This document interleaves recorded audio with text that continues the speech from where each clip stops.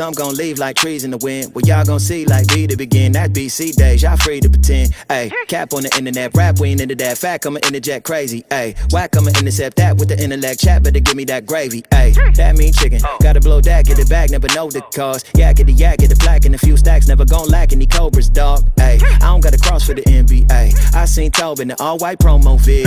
And if God be for me, I ain't got a mind who against me. Ayy, shoot the shot like I'm Curry. Ooh, I don't cap for my pitches. Ooh, narrow way, but I'm sturdy. Yeah, I don't pass on the scriptures. Ayy.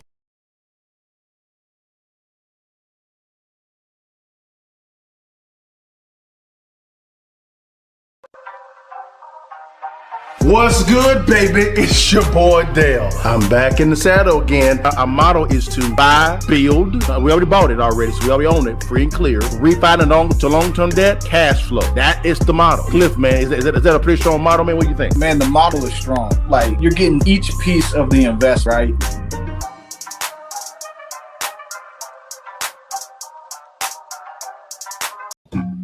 What it do, baby? It's your partner Dale back in the saddle again for another edition of Real Estate Friday Trading. I know some of you guys may be saying, hey, Dale, yo, baby, where is Cliff? Don't you worry, your partner may be coming. He's having some issues a little bit with his internet, guys. It's all good, man. If you can get on, great. If not, it's all good. You got your partner. If you could, guys, share. If you could. Also, if you could, subscribe to the channel. We get those likes up, guys, if you get into some value, man. And today, man, this is going to be a really good topic, man, which is pretty good, man. Man, there's a lot of stuff going on in the economy and concerning real estate. So let's go through the current market analysis. Well, what's going on right now is as we talked about initially before, and the guys can come on. But what's going on with the current market analysis is the price points from 400,000 below is still hot, right? Because you're at the bottom of the barrel. 450 and to about $800,000, 900,000, you're struggling. You're looking at probably around like a 6-month time frame of days on the market, depending on the market that you're in. And then you have anything over 900,000 and above, guys. It's a long time that you're gonna be waiting on the market, but it's all good, guys. But you may be asking, LaDale, why is this happening, guys? Well, it's really because of the rising of home costs. And we're also going to talk about the Texas Stock Exchange, guys. Man, that bold move by BlackRock and Citadel, you're going to see why this may be happening and maybe kind of shaking hands a little bit. You heard correct. Texas is launching its own stock exchange to compete with the New York Stock Exchange. That right there, and it's going to be housed in Dallas. Yes, sir, it's going to be housed at the crib, y'all. But before we go in there, guys, let's dive into this first market, the rising home costs, guys. Let's bring on our guys, man, real quickly from Valuetainment to kind of go into a little bit detail about what's going on, guys. I think that you guys are going to agree with what they're talking about. But they're really talking about, guys, they're going to be talking about young Americans getting crushed. Basically, the American dream being gone or getting taxed right now. But it's okay, guys. Let's dive into this thing and see what's going on. Here we go. Let's see what they got to say. The number one issue for young Americans this election is not student loans, not abortion or guns, but it's housing, okay? Housing. So what are they talking about? Housing, these young people. Housing affordability is the top election issue for Gen Z, according to a survey done by Redfin, with 12% of Gen Z respondents believe they will never own a home due to record high home prices, elevate mortgage rates above 7%, and expensive rent. Elijah De La Campa from Redfin noted the cost of starter homes has increased twice as fast as incomes. The median home sale price in the U.S. reached an all-time high of $390 May of 2023. Despite a strong economy with low unemployment and rising wages, many young Americans find buying a home impossible, with 42% of Gen Z receiving. He's talking about impossible. Now, how could these Gen Zers come to this conclusion? He talks about rates right now, 7% and above, right? And that 7% interest rate is a paper. You're talking about 720 and above, guys. You know what I'm saying? So you have inflation, right, which is making the cost of living a lot higher, and and wages are stagnant. And I think we got our boy Cliff here, guys. There you go, Cliff. What you do, baby? We got you in the building, baby. What's going on, man? Man, doing all right, doing all right. Yeah, just hopping up, man. Had just internet problems, having to deal with all kind of stuff today, man, going in and out. So yeah, man, I'm hopping on. Finally getting everything kind of back. I had to deal with the guy last couple hours, so but I'm good now. I should be good. We'll see. You know what Yeah, I'm saying? we good, y'all. We got a licensed appraiser. Let's step back real fast, Cliff, because we do this every single time. Let's go back before we dive into a little bit more about the rising house cost, Cliff. Tell everybody, man, what you're seeing in the market real fast, man. As a licensed appraiser, what are you seeing in the market real quick? What do you go? Okay, what are you seeing in the market? Um, prices are staying steady. Okay, Um, I see, in some places are coming down a little bit. I'm starting to see yeah, a lot more people putting the house on the market and dropping the price a little bit, yeah, yeah. right? But nothing too crazy. So I think it's probably the same as last week. I think we're sitting tight Mm, until uh until the Fed cuts. Because right now, from the last time before the Fed started hiking yeah, and going about this yeah, to where we are now, the yeah. average home in America has gone up $1,000 a month in just interest.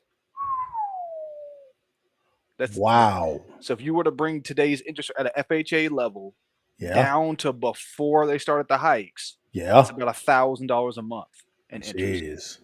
Jeez, guys. And in an inflationary happy economy and wages being stagnant, $1,000 a month is a lot for a lot of people, specifically by the backbone of the U.S.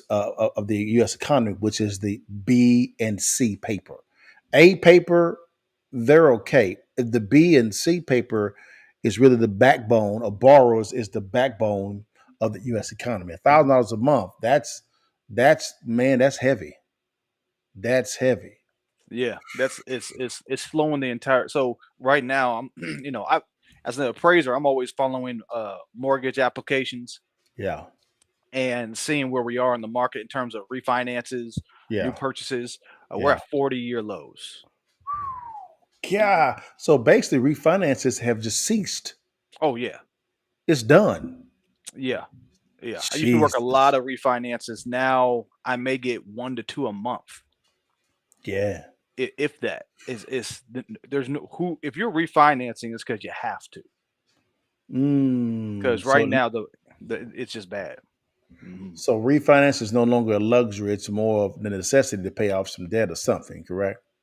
Right. Yeah. Because I mean, even putting 20% down, I think you're Jeez. still doing conventional full doc. You're coming in Yeah. around 6.7, Yeah. something like that. So it's yeah, the market cannot sustain that. The market and then what's happening is because a third. So there's another statistic for you. A third of all home purchases Hmm. are of homeowners, meaning they're selling their own home and buying a new one. Okay. So that's a third of the market of people who do that, right? Okay. Yeah. Yeah. So if nobody is buying, it's because they're Uh-huh. also not selling. That means a third of the market's not even there to even function correctly. Jesus. Jesus, man. Wow. That is. And we talked about last week how the Fed is now looking at, and also the government's looking at some options on allowing, kind of redoing what they did in 2008 with those with those lessening the credit criteria, and also ensuring second mortgages and HELOCs for them to begin to kind of recreate what happened back in 2005, 4, 5, 6, and 7, to where they will insure the senior debt and the junior debt. Which, if they do that, man, that is suicide. They have to because The problem is that they're raising interest rates, and it's a blunt tool. So it's affecting obviously interest rate sensitive areas in the market. It's affecting 90% of their business. Jesus. While if you're in a different part of the market, you're in technology or you're in where you're in less interest rate sensitive, you're booming. So when they say the economy is moving, what Yeah. they're saying is for the people who are in industries that are not interest rate sensitive, Wow. you're good. You're like, I don't even feel it. It Sure. feels normal. But if Sure. you're in an interest rate sensitive industry, what you Yeah. do is you're feeling 100% of it. So it's only affecting certain sectors. Correct. And so it's a Correct. blunt tool. So you're getting inflation from from areas that aren't being affected, Yes, you are. affecting the areas that are 100% affected by interest rates. So it's throwing Correct. the whole thing off. Correct. Now, Cliff, watch this. I'm reading this right now. This is my phone right here, and I get emails all the time from mortgage bankers, Mhm. all the time, and it says 100% financing. Let me say that again for the folk in the back row. 100% financing, zero down payment, fast 100 plus. It says expand your market reach. FHA Fast 100 Plus is a 100% CLTV FHA DPA program that may help you qualify more borrowers to expand your market reach. Here are the program highlights, Cliff. 100% CLTV FHA loan. 100%. Second lien with an interest of 2% greater than the first lien. Borrows minimum contribution $0. This is to buy a home, a retail home, not an investment property, a retail home, 0% down. Credit scores 620 and above. This and both the senior and junior debt is FHA insured. This is 2004, 5, 6, 7, and 8 all over again. But at least, well, at least they were putting down 0.3%. These Bama's saying 0%. Yeah. 0% down. Come on, bruh. Cliff, that ain't sustainable at all, man. That's Nah. not. 0%. That's crazy. That's crazy. Suicide. So hey, if you can get it, baby, get it. Get it. Get it. Yeah, If you can get it. they're trying to juice the market because they know the government wants you to buy houses. They do. They incentivize it that they want you to, but they also know that in this environment right now, the way the interest rates are, they're Yes, trying to soften the blow. they are. And let me tell you how is they know that they can't lower the rates. They know that they can't because that'll wound the economy Right. as well. So they have to keep it stagnant as it is because their partner, the federal government, will not stop printing. They cannot. So what do? They said we're going to have to open the spigots, open the water flow. Why? And but we can't do 99.7% senior debt. That doesn't make any sense at all because people know what actually happened back in 2008. But if we did an 80-20 loan, a 90-10 loan, 95-5 loan, right? Maybe a 96.5% and a 3.5% loan. With if you pay the junior debt for 10 years, Mhm. you will just forgive it because most of the interest is made in the first 7 years. That's what they're Right. doing. It's suicide. Do you agree, Cliff? Yeah, it's not a long term. It's not. It's not a long term. I mean, the best thing is just to have a functioning marketplace. That solves all issues. It's the problem is once you start inflation, it's hard to end it and then it's hard to adjust. And even if it starts to come down, have to have it starts to moderate because maybe they cut too much. Yeah. Maybe they cut, and now we have to try to inflate it again. So that's gonna be another 3 years of it just trying to find its equilibrium. Yeah. Yeah. It's something, guys. So guys, get ready. Because I just read you an email that I received. Get ready. 100% financing is here. And do not be surprised if they're already lessening the qualifications when it comes to qualifying for an FHA loan to 620. You're probably end up getting 580 because they have to, because they can't lower the rates because that will wound the economy. So what they can do is say, hey, federal government, you can keep printing, but we have to open this up so we can let some of this money out. Because you printed so much money and there's so much money in the system, fake money, fake success that's causing inflation. It has to go somewhere. Let's have it go to people actually buying more homes. What's that do for the government? It generates them more taxes. People buying more homes. You're going to see an uptick in mortgage and loan offers that's coming in now. Because why? Whenever you lessen the qualifications for borrowers to borrow, that is easy work for them because the government already buys the note at an increased amount in the first place. I believe, Cliff, it did like 3 to 5% of a loan that the government actually insures. They'll buy from the mortgage banker. Wouldn't that be right? Yeah. So they normally what they'll do is they'll force the mortgage broker or the company to house the loan for some period of time. It used to be like at one point in time it was like 48 hours. It was something crazy. They had literally they would give the loan out 2 days later. Gone. Boom. I forget what it is now. It may be a couple more days now, but it's not long. Yeah. Yeah. And what they'll basically do is what they really do is they don't even the government. What they do is they just turn it over to a servicing company. The servicing company handles all of it for the government. Correct. The government just wires the money. Boom. They take care of everything. Yeah. All they do. But right now, the like I said, it's so unaffordable because the house that you liked that was, let's say, 300,000 is now 400. Yeah.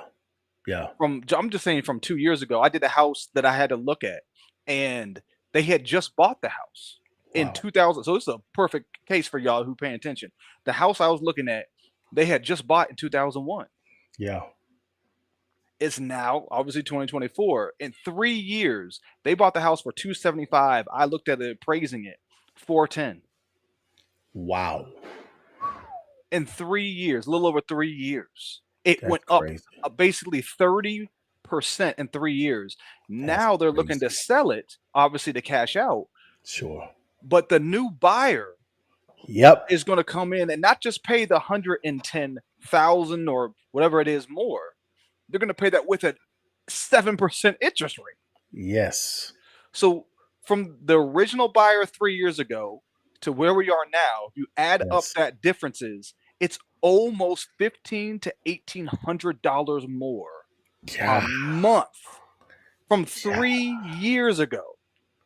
Jesus. Because you got to pay that 110, and then you got to pay 7% interest on not just that 110, but the whole loan.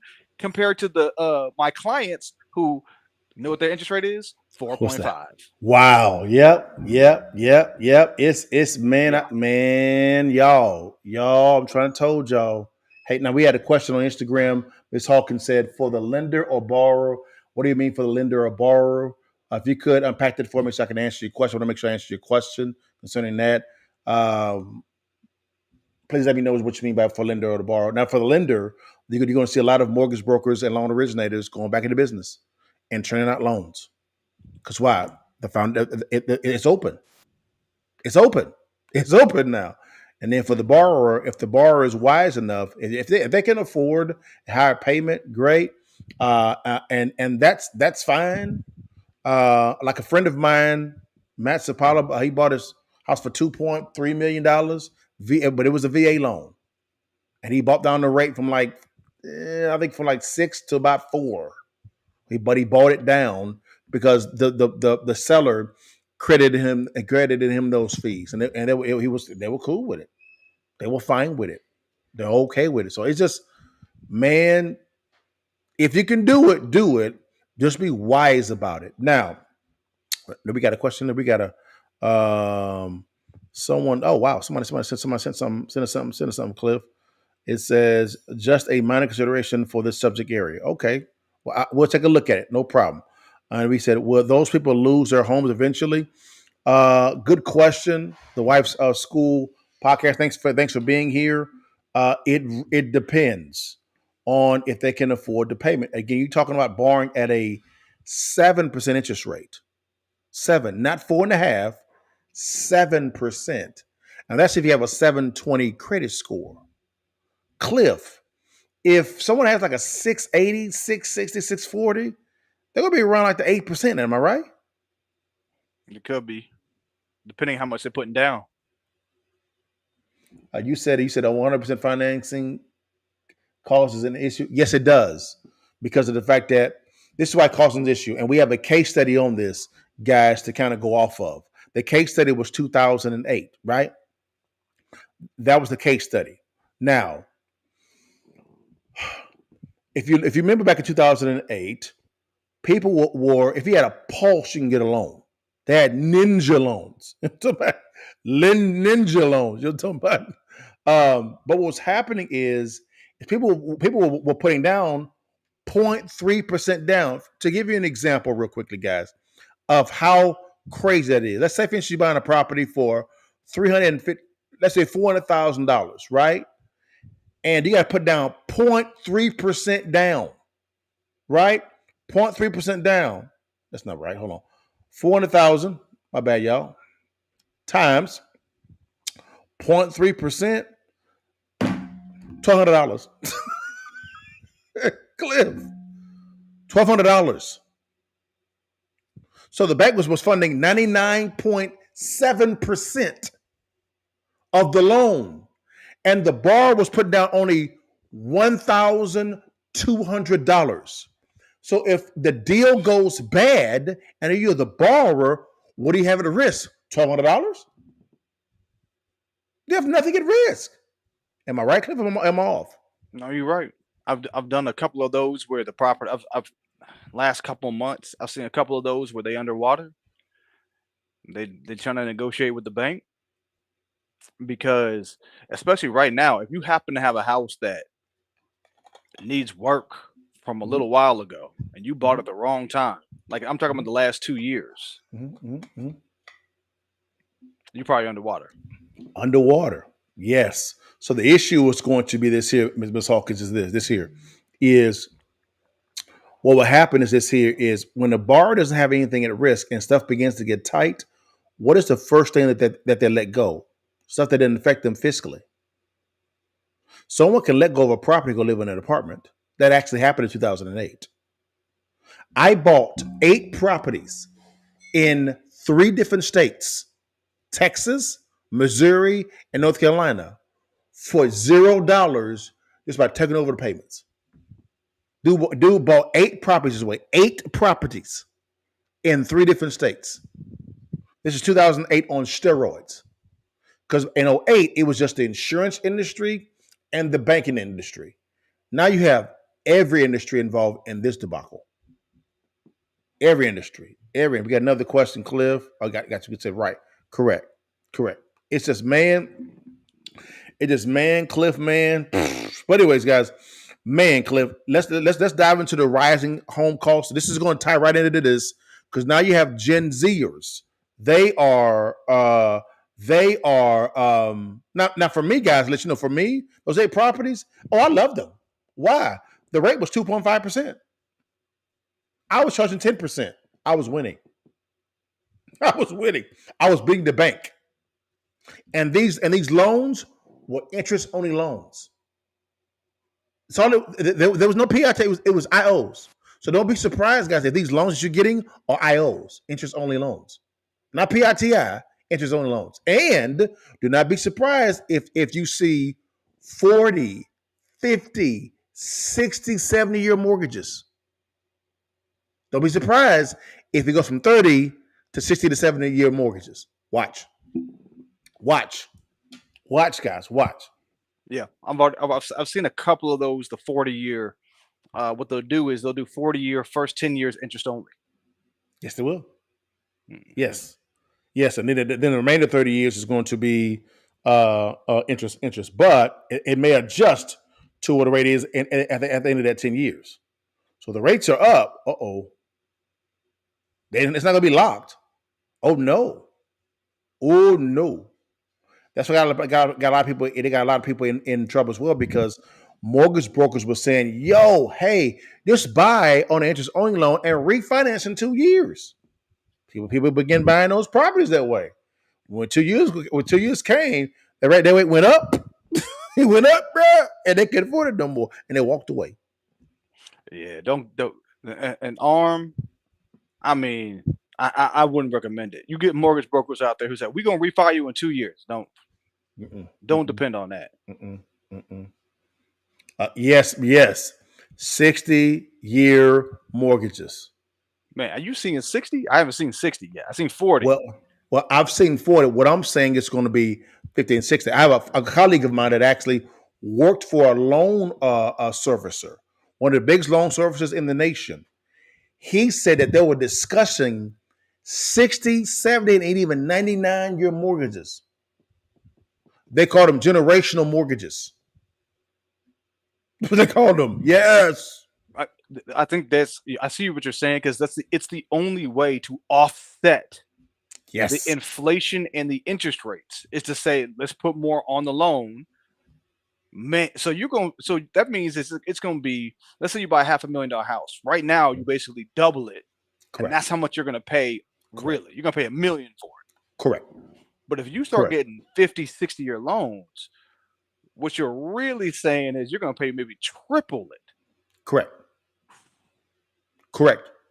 They call them generational loans. When someone passes away, is it's passed on to the next generation. But that causes more of a housing crisis. Yes. Y'all, we're not saying this to scare anyone at all. This is real. This is real, guys. This is real. Because to be honest with you, I think 7% rates are here to stay. They ain't going nowhere. They're going nowhere. They can't. I'm thinking they may drop 1%. But I'll tell you this. You heard me say this before. I thought it was going to happen earlier than where we are now. We may not see a 1% drop till next year in 2025, which is, I mean, that means we would have been in this inflation for years. Now I've heard though that the Fed, I've heard that the Fed has talked about waiting 2 years to lower the rates. 2 years. So not this year, not even next year, the next election year for the House and the Senate. 2 years. Yeah, that I don't know how they're gonna make that work. That is because I'm looking at it now to see what are the odds that they're gonna cut. I just pulled it up right quick. Okay, yeah, go ahead. It's 99% they stay. I told you, because the government won't stop printing. They cannot lower these rates, guys, because if they do, they wound the market even more deeply. So they got to play the PR game. What? The Fed is just a PR firm. It's all they are. So I'm looking at the rate. So they said June, 99% stay. July, 91%. The rates will stay. Yep. Now in September, it's 50-50. Again, watch. Cut That's to PR. stay. That's PR. Watch. Yeah. Watch.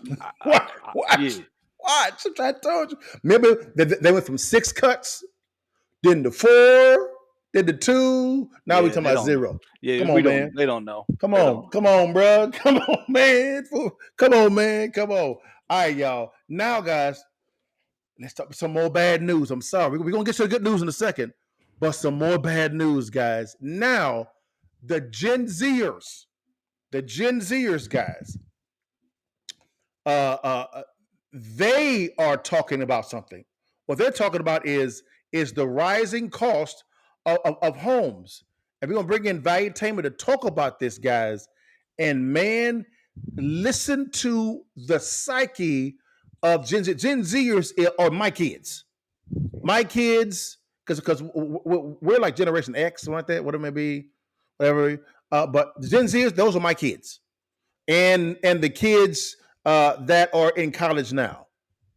They have no hope of buying a house. Here we go. The number one issue for young Americans this election is not student loans, not abortion or guns, but it's housing, okay? Housing. So what are they talking about, housing, these young people?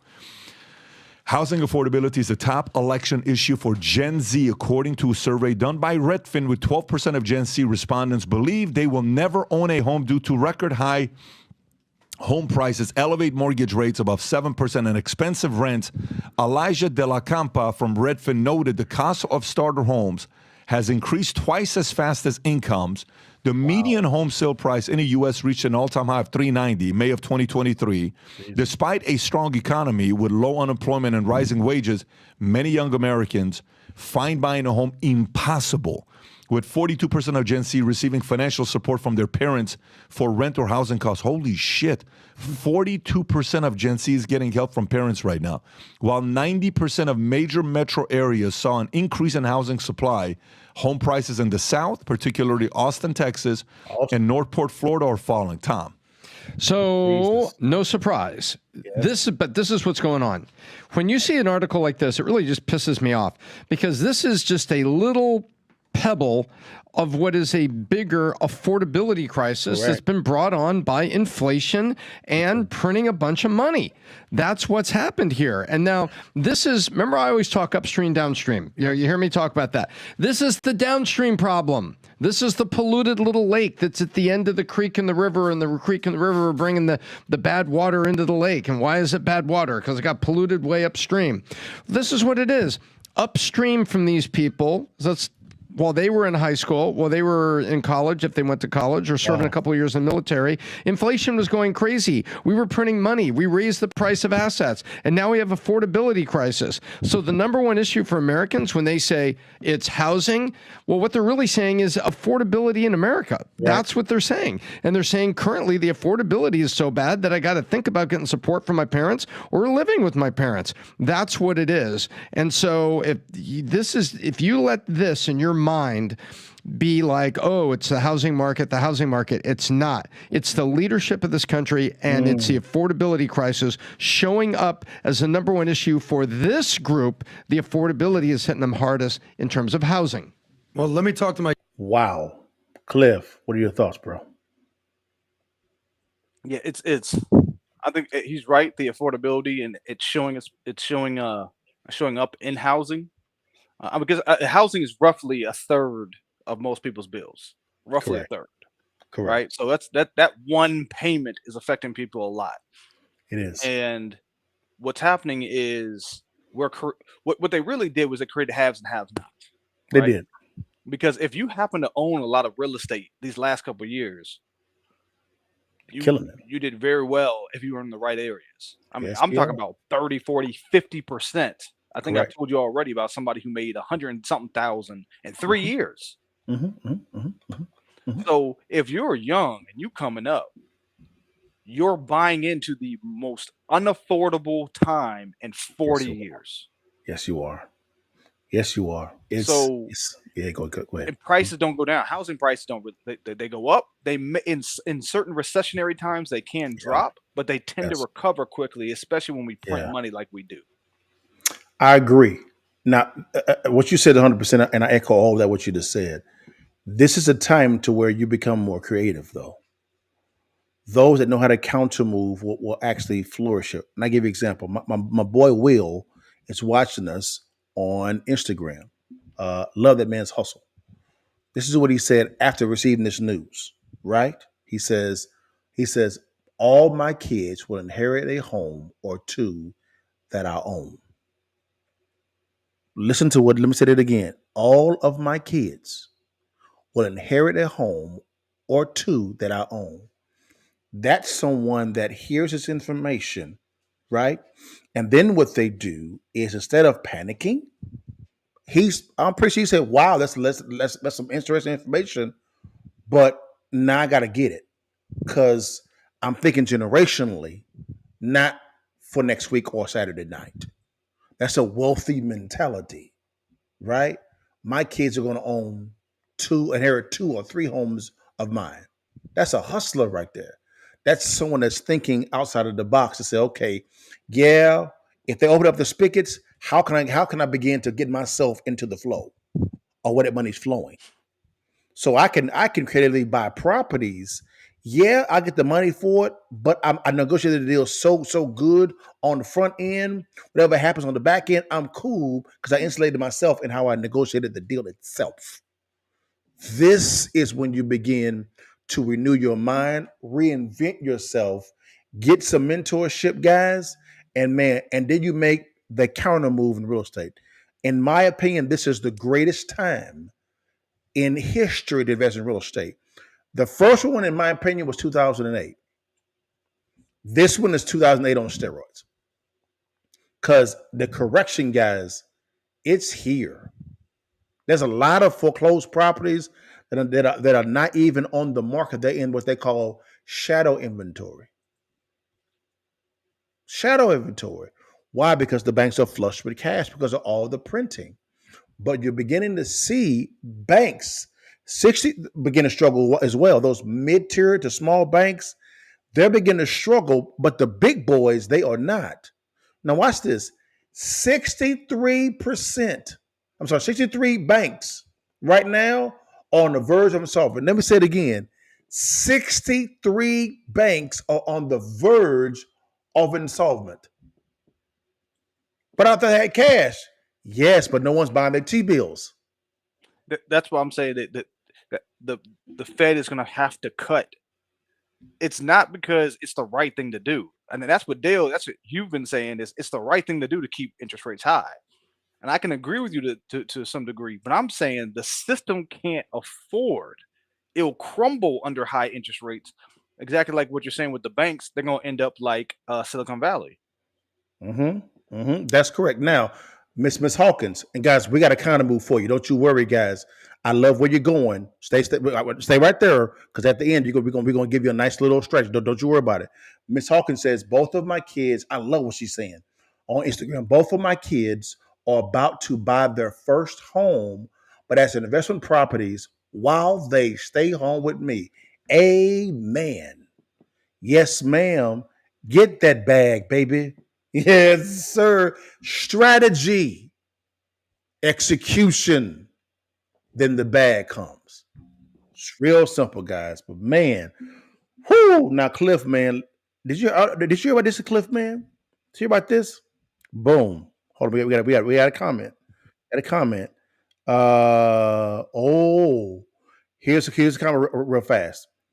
We got the wife podcast, school podcast. She says the company's boxer ball will become popular. Tiny homes starting at $50,000. You're correct. Cliff was telling me about some builders actually building smaller homes. Am I right, Cliff? Yeah, out in Houston. Yeah, smaller homes. Yep. Now, Cliff, read this. This is a big one. It says, this is Daryl Johnson on LinkedIn. It says, negative amortization loans were our past, so adding to the term with 40 years, etc., is indeed going to happen. Yes, sir. Has to. Yeah. This past 5 years was the maximum for auto loans, yet 8 years is the time range for the last decade. He's right. And when you want your new pontoon boat or stilts, aren't those expensive terms some 15 to 20 years? He's correct. Daryl, you're spot on. So Daryl is saying, if you want to see where we're going, look at the auto industry. He is spot on, Daryl. Spot on, big dog. Man, great analysis, man. Now, Cliff, Hey, you see this, bro? Did you hear about this news, brother? What's that? Texas Stock Exchange shakeup. BlackRock and Citadel's bold move to launch the Texas Stock Exchange to compete with the New York Stock. Oh, no, I did not hear that. Man, bruh, That's big time. and it's going to be, Cliff. Guess where it's going to be at, baby? It's going to be in Dallas, big dog. Yes, sir. It's going to be in Dallas, baby. Yes, sir. And it is scheduled to roll out, I believe, in 2026. 2026? Yes, sir. Let's hear the governor talk about this. Governor Abbott. Come on in, Governor Abbott. Let us know what's going on. Here's Governor Abbott on CNBC. Let's go.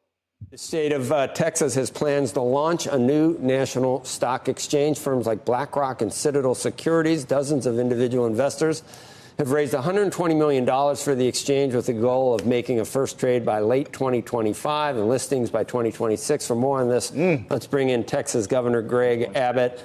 Governor, thanks for joining us. He's smiling big right now. Yes, sir. Look at it. I don't feel like being nice to you. I'm at the NASDAQ, and I'm in New York City, where we have the New York Stock Exchange. Everything's moving to Texas. Can't you just leave well enough alone at this point? What are you doing? No, sir.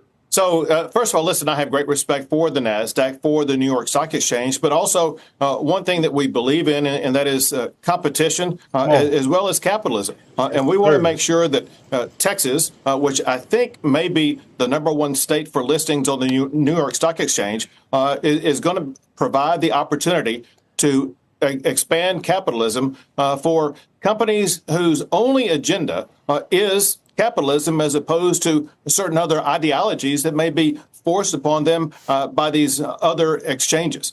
And so, listen, we know the difficulty factor about starting something like this. No. But hold on. So, Cliff, man, hold on. Woo, he finna get into it, y'all. He finna get into it. But, man, did you hear what he said, Cliff, man? He was talking about ideologies that are forcing behaviors of companies. So Texas said, here I go. Here I go. Damn, Cliff, bruh. But before we go a little bit deeper into this, man, what are your thought process? Talk to us, man. Makes sense. Competition. Like when there's a lot of states who are implementing laws and implementing ideas that are anti-capitalistic in a capitalistic world.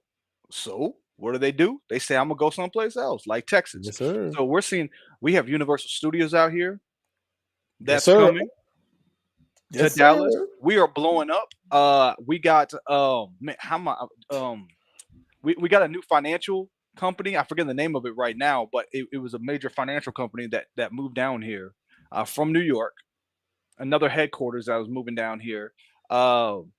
We were getting all of it. Dallas is going to be #3 by 2030, maybe 2032. It's going to be New York, LA, Dallas. We're gonna dive into that a little bit too as well, Cliff.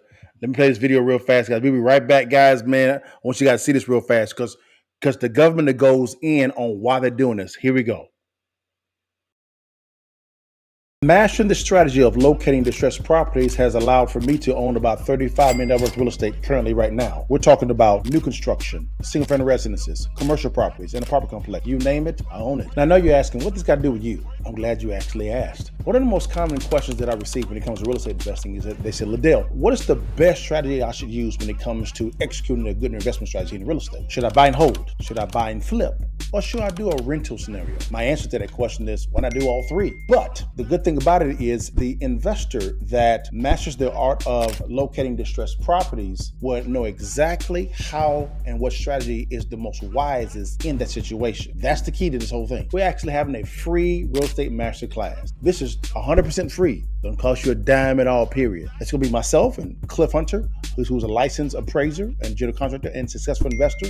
We're going to be talking about All things real estate. You can ask any question you want. No questions off limits. We're talking about new construction, buying and flipping, buying and holding, rental properties, how to raise capital, how to put together a scope of work when it comes to a renovation project, subject to investing. You name it, you ask it, we'll be right there to answer any question. All we ask for you is click on the link below or swipe up and just give us your name and email address. That's it.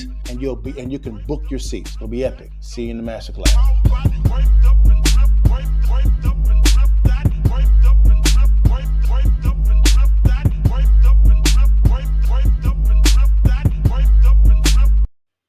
All right, guys, we're back, guys. Man, let's dive into this Texas Stock Exchange because the governor's finna go in. Cliff, we already have questions already in the chat. So about Bitcoin, cash, what's backing it. Okay. This is BlackRock and Citadel, two monsters.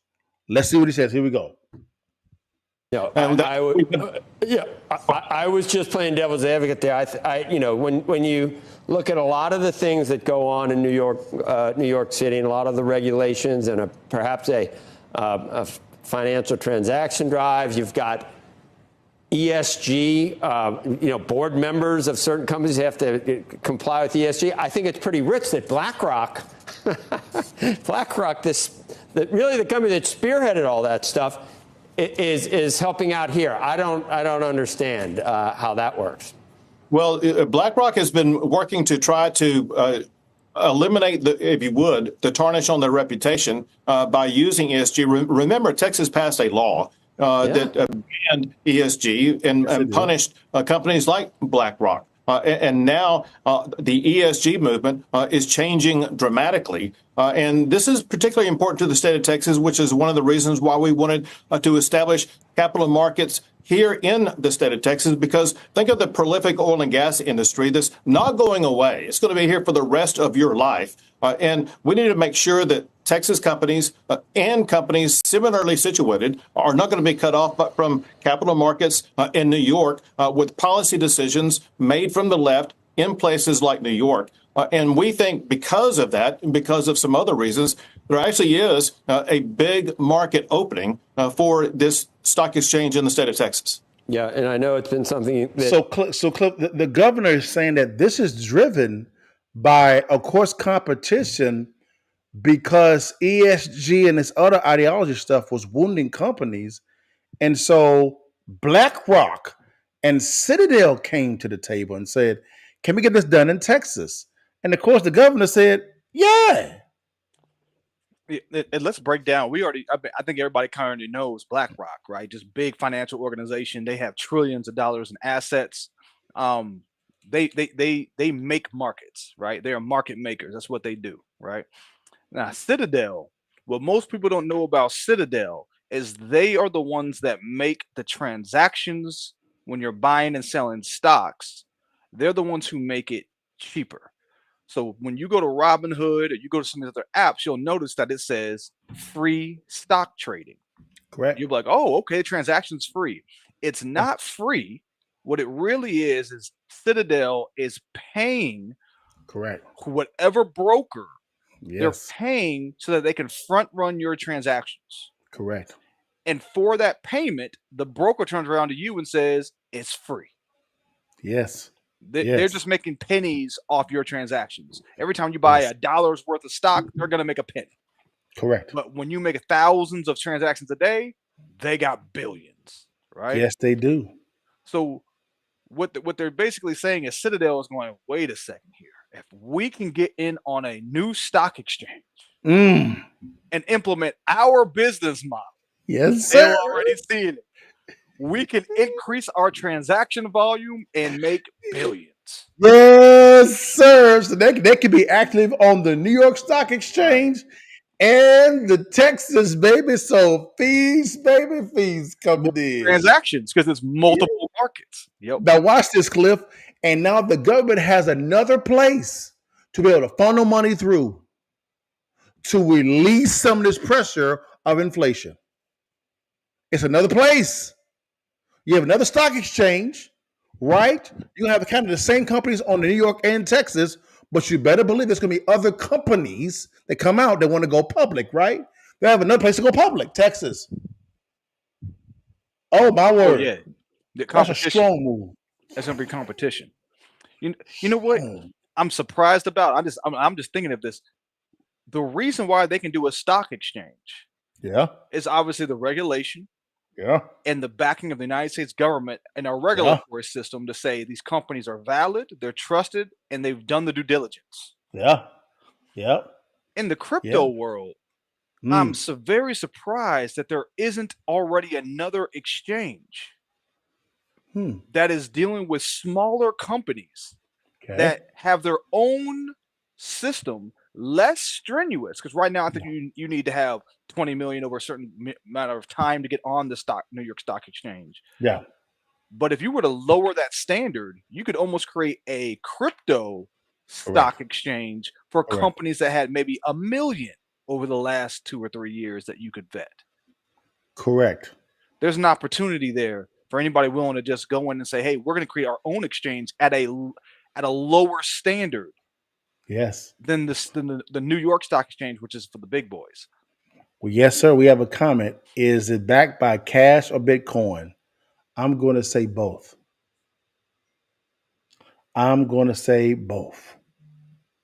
Don't be surprised if it's both, because it's a way to release inflationary pressure. It's another way. We're going to the digital dollar, right?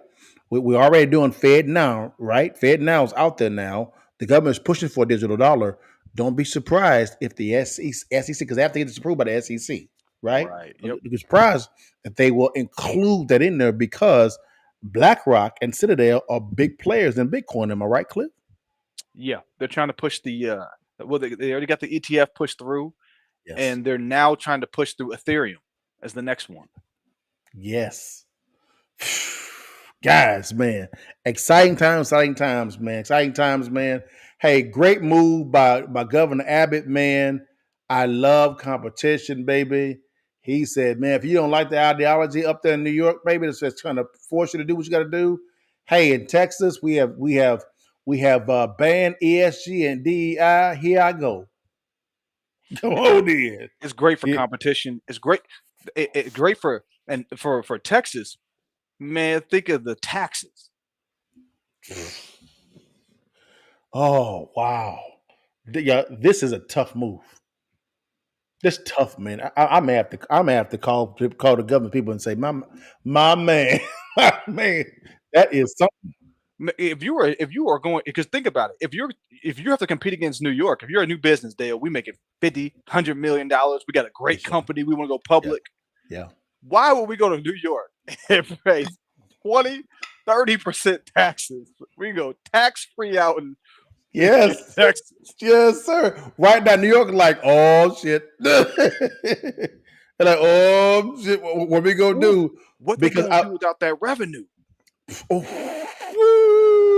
Don't be surprised, guys, if a lot of companies move from the New York Stock Exchange and to the Texas.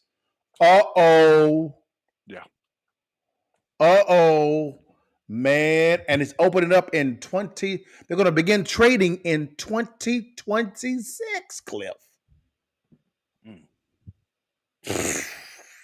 That's strong.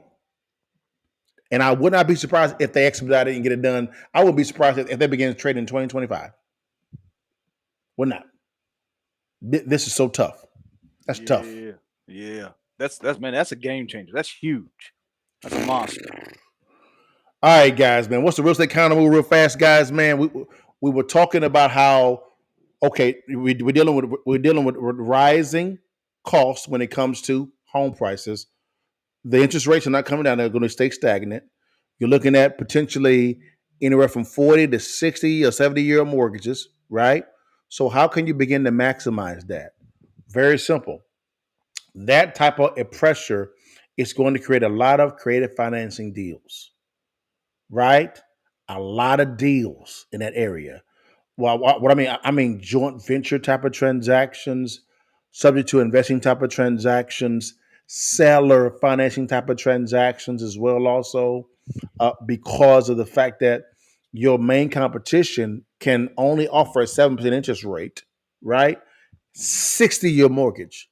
And then you offer, someone said, you know what, you sell finance it out to me, I'll give you the 5% down, 30-year mortgage, right? And the rate, the debt service that you're paying is 3%, charge me 5%. Now you create a competition in the marketplace with the banks, but it's seller to seller or owner to owner. Seller financing guys. That's going to be phenomenal. Subject to investing means that one of the questions was, is that going to cause a lot of foreclosures? The answer is going to be yes. That's why creative financing deals like subject to investing. In other words, you're taking over someone's payments, ownership and payments of that property at a 2 to 3% interest rate, guys, because they cannot afford it at all, is going to be rampant. And you can lease those properties out. Cliff, what do you think, man? Yeah, I mean, it's the hard part is it's going to have to be in certain areas, Correct. because in some locations there's just inflation has gone so high. Even if they've owned a home just a couple of years, they got equity. Yeah, they do. They do. And they may be at a low interest rate. Yeah, but the thing about it with that, Cliff, though, is they might have equity, but no one's going to buy them out at a 7, 8, 9% interest rate. Right. Like everybody else. I saw a article that popped up. It said right now 70% of the market is waiting for interest rates to go down before they buy. 70%? 70%. Jeez. So we're at a 40-year low. So that it's not that, because if you look at all of the numbers, it's wages are still okay. They're not great. They're okay. Mm-hmm. So you should see normal numbers of transactions for mortgages, Sure. but we're at a 40-year low. Correct. So everybody's waiting. Correct. Everybody's waiting. So I hear what you're saying, man. It's a different market out there. Different market, man. Man, guys, man. Great live, man. If you guys have any questions real quickly, because we know we gave you guys a lot of information, whether you be on LinkedIn, YouTube, Facebook, Instagram, guys. Ask us questions where you got us here. But man, that's all we have for today, guys. But guys, I'm going to put up here a QR code real quickly, guys. Not that one. Well, this one here. Boom. All right, guys. There's going to be two different QR codes. There's one at the top and one at the bottom. Because we're always told that on Instagram they can't scan the one at the bottom. Sorry about that, guys. Any other platform, no problem with it at all. This is fine. We always ask all the time, hey, Cliff and LaDale, can you train us? Can you train us one-on-one? The answer is always yes, but at the exact same time, we train you in a way to where if we teach you how to find and vet a deal, and then you bring the deal to us, we'll actually fund it. So our thought process is if we can teach you how to find and vet a deal, you have unlimited funds with us to actually acquire that property. And we do a creative financing deal, which is joint venture. That training comes within the Cash Flow Club. Right there, you can either click on the link below in the description if you're on any other platforms, or if you're on Instagram, link is in my bio, or scan on this QR code, guys. You got us right there, guys. It's right there. Number 2, guys, we also have a real estate master class, right, that me and Cliff actually did initially, and we did it. It was a live class, and what we did also is we answered a lot of questions about the new construction, buying, holding, buying, flipping, seller financing, creative financing, you name how to raise capital. It is all in that, guys. Again, click on the link below, right, in the description, or if you're on Instagram, link is in my bio, or scan on this QR code, right? It's very simple. And then also, guys, real estate may not be for you, and that's fine. Cool. No problem. It is what it is. Hey, I actually did a video with my good friend Matt Zapala. He actually did a case study on me about real estate and wealth management. Guys, there's a blueprint for you to have a passive income blueprint, guys. It's real simple. And you'll hear Matt talk all about that passive income blueprint, guys. He does a case study on me. So I was pretty honored by that, guys. Now we have a question real fast, Cliff, man. What question we got? We got quick question. I got in here late, but did y'all talk about the 63 banks about the collapse? Yes, we did. There are 63 banks that are on the verge of being insolvent. Yes. And what I'll do is I'll get the name of those banks, guys, and we'll talk about why those banks are on the verge of going insolvent. Now, the Fed is still confident that that everything will be okay. I'm looking to that as well, also to see if that makes sense. Looking at some stuff from Mike Moss, Mike Moss, as well as Robert Kiyosaki, people like that as well. Economists also to see what they're saying and analyzing the data as well, guys. And lastly, guys, real quickly, guys, man, it is an honor, guys, for you guys to actually have a licensed appraiser to get with you every single week. Cliff, do investors have an appraiser in the hip pocket? Nah, not a lot of them. No, not at all, period. Cliff, guys, is a licensed appraiser, guys. In Texas, that he can go nationwide if you need him to, guys. Go to hunterappraisal.com. Again, hunterappraisal.com. If you don't remember this, I'm pretty sure it's a link in his bio. Click on that, guys. Schedule time with him, and he'll help you out on all of your appraisal needs. Cliff, you want to say anything about that, man, at all? Yeah, just they already got it on there. Go to hunterappraisal.com, fill out the form, and I'll be in contact with you. If you mention this podcast, I'll see what I can do about hooking you up with a discount for everybody who's listening right now. So go to the website, fill out the form, and my team will get back in contact with you real quick. Gotcha. And I'm gonna put this back up as well. This just real quickly, Cliff. This came off the top of my dome, guys. All right. On the Cash Flow Club, we may do a special on the Cash Flow Club, and I may roll it out next week. So you had no excuses. I'm gonna talk to Cliff about it, see what we can do, right? And we may do a little special on this one, right? That's gonna shock your skull. I'll keep you posted on that one as well, also. But again, scan on the QR codes. We're there, guys. And also, lastly, guys, man, we do have a sponsor, American Rounds, guys. It is the first AI-powered ammo vending machine at your grocery store. It is fast. You get in and get out. It is also secure. There's no sharing of information with the government at all. And number 3, guys, it's automated. It's at your fingertips. It's real simple, guys. You can buy your groceries and your ammo in the same spot. It's fast, secure, and automated. It's right there, guys. Let's see what they're talking about real fast, guys. Here we go. I thought I had it. No, do I not have it? Yeah, here we go. American Rounds. We are in Pell City, Alabama at Fresh Value grocery store installing the first ever automated retail machine for ammunition. The stores were really the inspiration for it. I mean, they knew their customer base and they came to us and thought this would be a really good opportunity for their customer base. There's a lot of hunting community here in Pell City and thought that their customers would love an opportunity to be able to buy ammunition here at the store. We're super excited to offer, what we think is the first ammo kiosk. We're always looking for ways to give our customer another reason to come visit our stores. Anything that we can do to help them make their shopping trips easier based on the feedback that we've gotten just from customers today. They are so excited about us having the ammo kiosk. We're getting ammo! One of the ways we're changing the landscape of ammunition sales is to make it more available. Being able to move into a place like a grocery store, supermarket makes a lot more available to the public. But we're taking a different approach to it. Traditionally, ammunition is sold at outdoor type stores, your sporting goods stores, and it just sits on a shelf. It's very accessible. Because of that, there's a high rate of theft. But with our machines, as you can see here, we have a very secure automated retail machine. We're able to age verify. We scan a driver's license. It then takes 360 facial recognition for the purchase and matches it to the ID. So the machines really provide an opportunity for safe, affordable, and available ammunition sales. There is no doubt that foot traffic will increase based on the feedback that we've gotten. And again, we're super excited not only to have it here, but in other locations in Fresh Value as well. We're really excited about where we're going. We are going to continue to expand here in Alabama. We have a machine slated to go into Oklahoma, Louisiana, Texas. So over the next year, we're looking forward to, seeing these roll out all throughout the South and the Southeast.